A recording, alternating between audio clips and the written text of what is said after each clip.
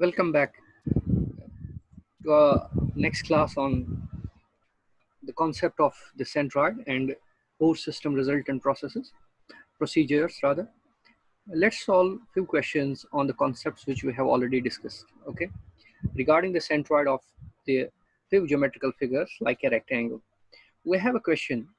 It says determine the resultant force and specify where it acts on the beam measured from A. We have a beam as given.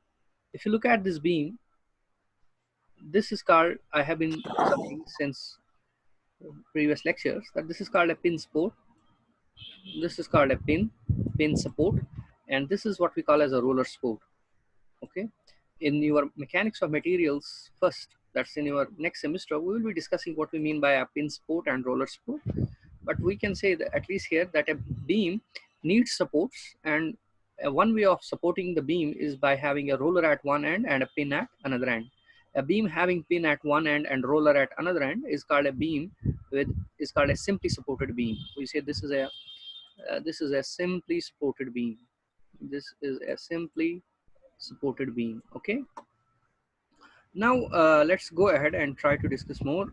What we have to do in this question, it says determine the resultant force and specify where it acts on the beam measured from A.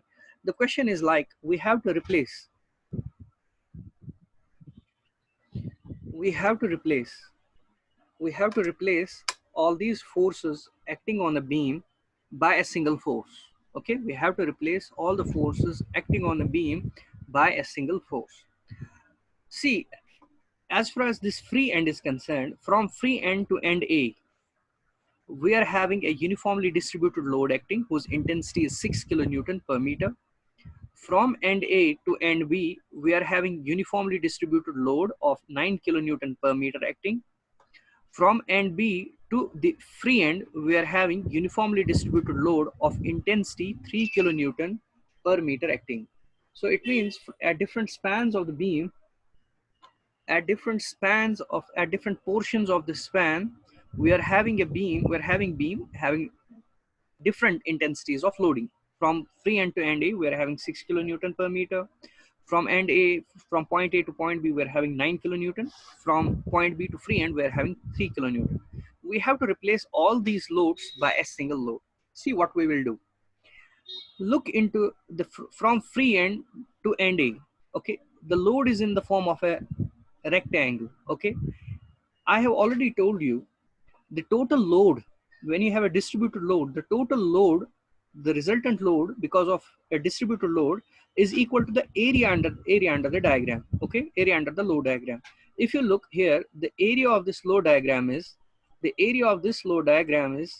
equal to its length is 1.5 meter.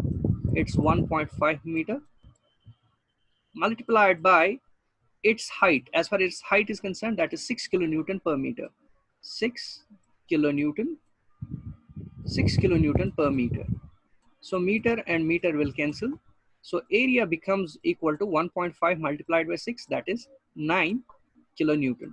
Okay, so it means as far as this force of 6 kilonewton is concerned, we can replace this force of 6 kilonewton per meter. We can replace this force of 6 kilonewton per meter acting on a span of 1.5 meter by a single force whose value is how much? 9 kilonewton. You can replace this load by a single load whose magnitude will be 9 kilonewton. Okay, this is what we have already done. Now the question is where this load will be acting. This load will be acting at the centroid of this rectangle. Okay, this load will be acting, this load will be this load of 9 kilonewton. That is, we are replacing this uniformly distributed load of intensity 6 kilonewton per meter by a single load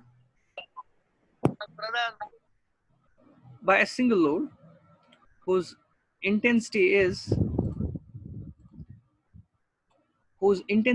9 kilonewton. Now the question is where we will place this 9 kilonewton. We have to place it at the centroid. Now where is the centroid of a rectangle? The centroid of a rectangle, as we have seen, is at a geometrical center. If its length is 1.5, then its centroid will be at the center, having distance 1.5 divided by 2. So it means we can say that this force of 9 kilonewton, we have to show it here. Okay, we have to show it here such that this distance will be 1.5 divided by 2. This is 1.5 divided by 2, that's equal 0.75 meter. That is 0.75 meter, this force. Okay, how much will be this distance from here to end? That will be 0.75 again, because total distance is 1.5. So we have replaced this load of 6 kilonewton per meter acting on a span of 1.5 by a single load whose intensity is, whose value is 9 kilonewton. Now let's talk about this, the load acting on the span on the portion AB. The area AB under AB is equal to, this area is equal to its length, that is 3 meter, multiplied by its height, which is given to us as 9 kilonewton per meter. 9 kilonewton per meter. So 9 into 3, that's equal to 27 kilonewton. Okay, so it means the load, this 9 kilonewton per meter acting on a span, acting on a length AB, can be replaced by a single load. This can be replaced by a single load whose magnitude is equal to 27 kilonewton. But the question is, where this load acting? This load will also act at the centroid of this rectangle whose side is 3 meters. So we know for a rectangle, the centroid is at the geometrical center. Therefore, we can place this load of 27 kilonewton, we can place at its center. Okay, we can say that this is acting at the center, such that this distance is, the distance from here to here is 3 by 2, that is 1.5 meter. 1.5 meter. Okay, 1.5 meter, and this load is, the load acting is 27 kilonewton. 27 kilonewton. Same we will do with this end from point B to the free end. The area is 1.5 meter multiplied by 3 kilonewton per meter. 3 kilonewton per meter. Meter will cancel, so it is 4.5 kilonewton. This is 4.5 kilonewton. So again, this force we will place at its centroid. The centroid will be 1.5 divided by 2. So we'll say that at the center, the force acting is 4.5 kilonewton. The 4.5 kilonewton. 4.5 kilonewton, and it's acting at the center. The distance from here to here will be 1.5 divided by 2, that is 0.75. So in step 1, we have replaced each force, we have replaced each uniformly distributed load by a single concentrated load.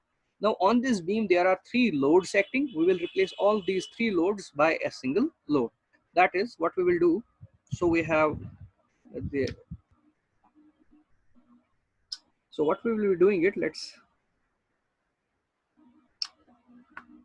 what we'll do, we'll replace all these 3 loads by a single load now. Let's replace them by a single load. So we have at end A, in this portion we are having a load of,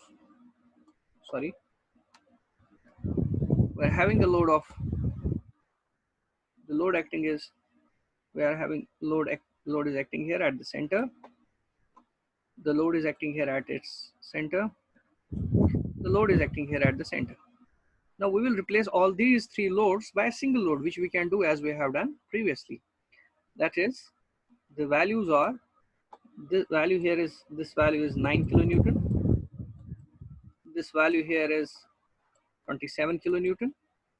This is 27 kilonewton of load, and this load is 4.5 kilonewton. Okay, and this load is acting at the center. So this is point O. We have to find the resultant. We have to find the resultant of these 3 forces as measured from point A.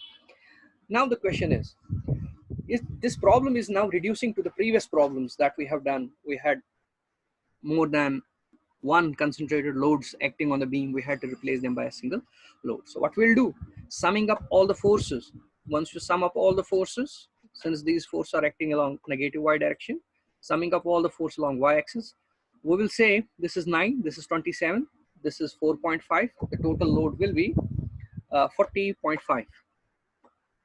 The total load is 40.5 kilonewton.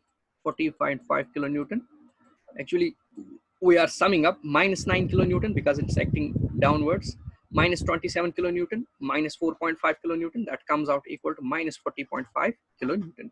So this is, that means that these three forces can be replaced now by a single force.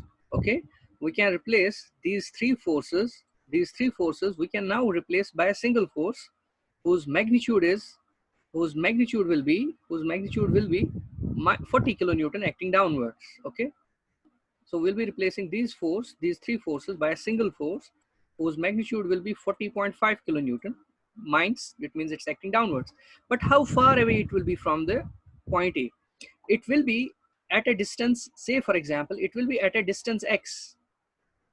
It will be at a distance x from end A, such that the moment of this 40.5 kilonewton about an axis passing through point A will be equal to the individual moments of this 9 kilonewton force, 27 kilonewton force, and 4.5 kilonewton force about an axis passing through point A, the way we have been doing it previously. That is, we are placing this 40.5 kilonewton force at some point at a distance x from end A, okay, such that its moment will be equal to the moment of, resultant moment of the individual forces. Now, look here, the moment because of this 40.5 kilonewton force acting at a distance x from point A will be equal to 40.5.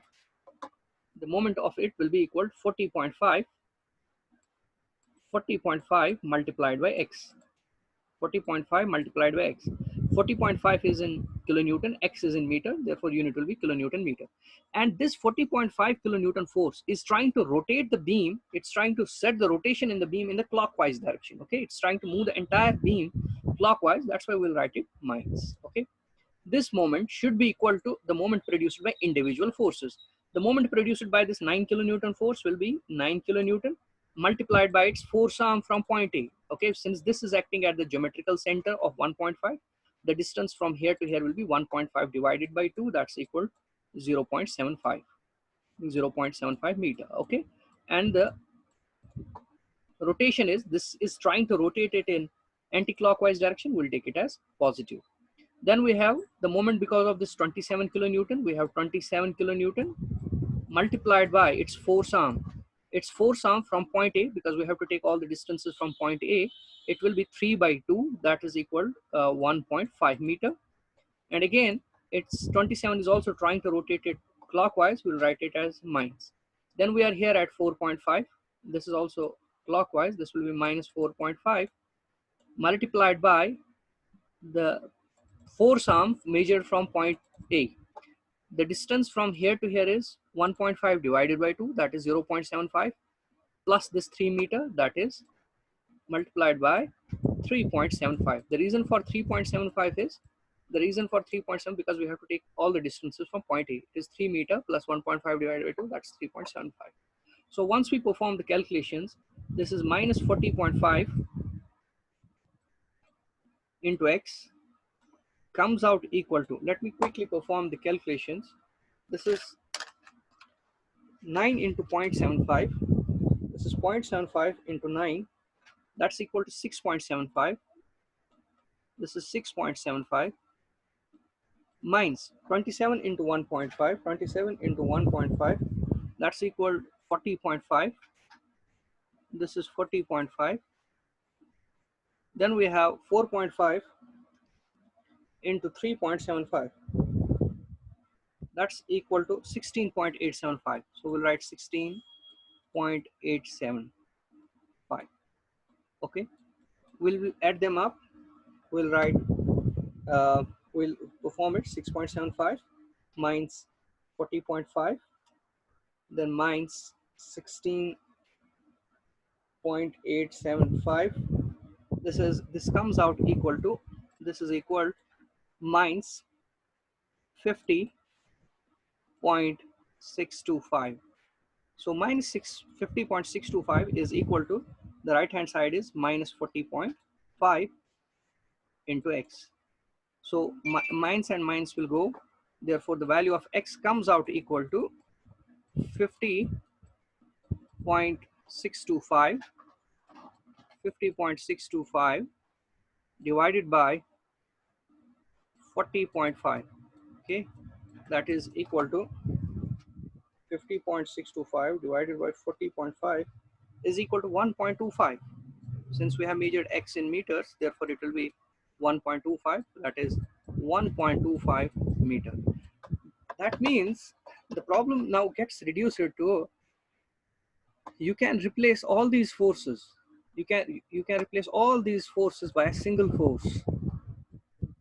All these forces can be replaced by a single force. You can replace all these forces by a single force whose uh, these forces can be replaced by a single force. Not here exactly. These forces can be replaced by a single force here, whose magnitude will be 40.5 kilonewton. 40.5 kilonewton, and this force will be acting from end A. From end A, the force arm must be from end A. Its distance measured from end A, that is this distance, should be equal to 1.25 meter. This is it. Okay, so you need not to write this force. We need not to write this 9 kilonewton force. You need not to write this. Just replace all these forces by a single force of 40.5 acting at a distance of 1.25 meter. The effect will be same. This is how we use the concept of centroid in solving the problems. Okay, so in the same way, we have some more questions based on the same procedure and the pattern. Like we have, I can say, let me talk about few more questions based on the same pattern, which includes the force distribution among the rectangle. Rest of the questions are like which involve the force distribution as measured with the help of the triangular loads. Okay, for example, here you have a rectangle and a triangle. Okay, so in the same way you have a trapezium which can be reduced to a rectangle and a triangle. Okay, so this is how these types of force systems are to be solved. Now in coming lectures, the problem we'll be discussing will be the centroid and the force system resultants for the geometrical figures whose which will be in the form of the triangle, that is triangularly distributed loads. Thank you very much.